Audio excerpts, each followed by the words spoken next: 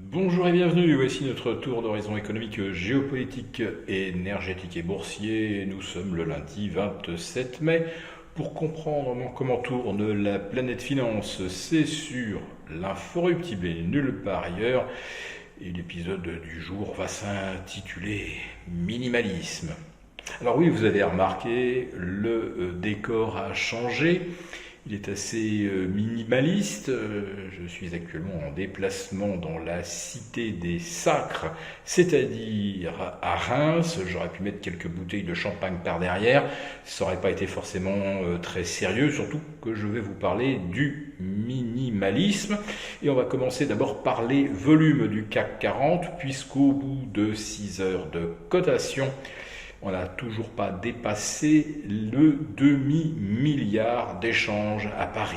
Oui, si on vient de passer les 500 millions d'euros, ce qui va donc faire de ce lundi une des séances probablement les plus creuses de l'année, mais c'est à se demander d'ailleurs si on n'essaye pas de battre chaque semaine de nouveaux records d'inactivité.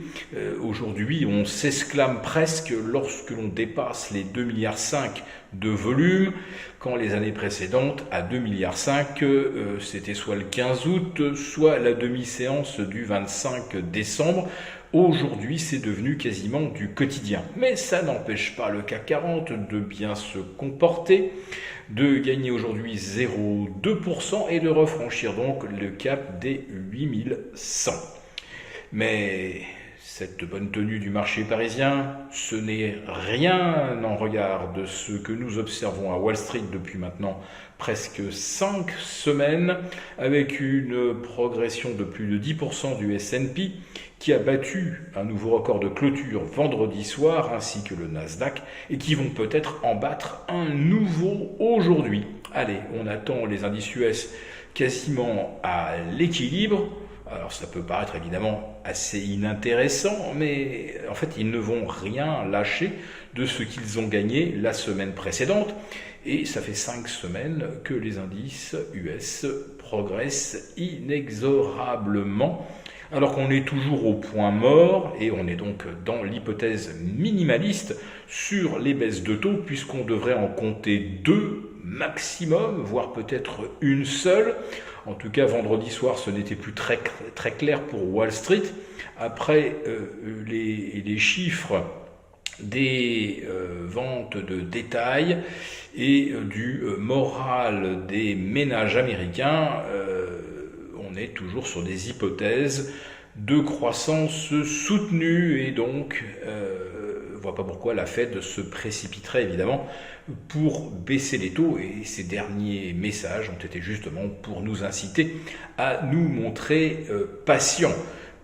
Surtout qu'il y a des membres de la Fed aujourd'hui qui disent que si l'inflation ne cède pas d'ici la rentrée, il faudra peut-être même envisager de monter les taux. Alors évidemment, comme Jérôme Powell a dit le contraire et que pour lui le prochain mouvement sera une baisse des taux, il s'est donc en quelque sorte cornérisé, ce qui signifie que là aussi la marge de manœuvre de la Fed devient minimale. Si l'inflation repart, la Fed ne fera rien pour ne pas déjuger le patron de la Fed, parce que du point de vue de Wall Street, il n'y aurait rien de pire qu'une parole de Jérôme Powell qui ne serait plus crédible. Alors évidemment, si Trump était réélu en novembre, M. Powell n'ira pas au-delà du mois de janvier 2025, il sera probablement remplacé, c'est-à-dire son mandat pas renouvelé. Mais c'est une perspective assez lointaine. Et pour les marchés, eh bien, ce qui les préoccupe aujourd'hui, c'est comment on va terminer vendredi 31 mai, puisque comme vous le savez, en dehors de la séance des 3 sorcières ou des 4 sorcières, ça sera pour le 21 juin, eh bien, la journée la plus importante aujourd'hui, c'est finalement le 30 ou le 31 du mois, en plus de la journée des 3 sorcières, mais souvent on observe qu'il y a plus de volume avec l'expiration de certaines stratégies de fin de mois. Il y a plus de volume le 30 que le troisième vendredi du mois. Voilà. Les volumes se déplacent, mais aujourd'hui surtout, on constate que les volumes se volatilisent. Alors, est-ce qu'on peut espérer une décision politique en Europe qui redonnerait espoir, un plan de relance, que sais-je?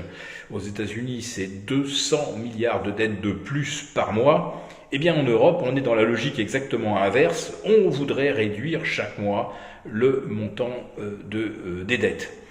La France, elle a choisi sa voie, je l'ai déjà commenté, mais voilà, on est de plus en plus maintenant au clair avec ce que le gouvernement nous prépare. Donc, le durcissement des conditions d'obtention des indemnités chômage, il faudra avoir travaillé au moins 8 mois sur 20.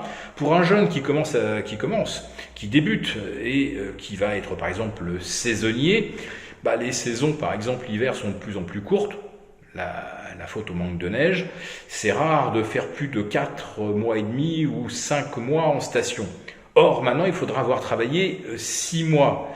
8 mois pour obtenir la première indemnisation sur ces sessions d'activité, ça va devenir effectivement extrêmement compliqué. Et puis pour les chômeurs de moins de 57 ans, la durée d'indemnisation sera réduite de 22 mois et demi à 18 ou 17, pardonnez l'imprécision, mais c'est pratiquement une baisse de 30% des indemnités à percevoir en cas de perte d'emploi. Donc ça va permettre de réaliser des économies, mais des économies qui vont peut-être coûter cher parce que face à cette insécurité qui se profile, beaucoup de ménages jeunes vont renoncer à des dépenses importantes en se disant que s'ils perdent leur emploi, ils ne seront peut-être pas forcément indemnisés parce qu'ils n'ont pas forcément leurs 8 mois sur 20 et ils seront indemnisés moins longtemps. Donc un comportement de prudence qui ne peut qu'accélérer les économies, si j'ose dire, sur les dépenses courantes et donc précipiter une récession en France, même si le gouvernement prétend que nous y échapperons. On ne voit vraiment plus comment avec toute l'austérité qui se profile. Pour vous remercier de votre fidélité, vous pouvez télécharger gratuitement en suivant le lien ci-dessous un guide complet sur l'achat d'or physique qui représente un investissement de choix en période économique incertaine et surtout d'inflation. Merci et à bientôt. Merci beaucoup d'avoir regardé cette vidéo. N'hésitez pas à réagir dans les commentaires ou à liker et partager cette vidéo si le contenu vous a plu. Et pour ne rater aucune de nos prochaines émissions, vous pouvez vous abonner à notre chaîne et activer les notifications. Et pour plus de contenu, n'oubliez pas que le dernier rapport rédigé par nos experts est accessible en cliquant sur le lien de description. On se retrouve tout de suite dans les commentaires et je vous dis à très bientôt pour une prochaine vidéo.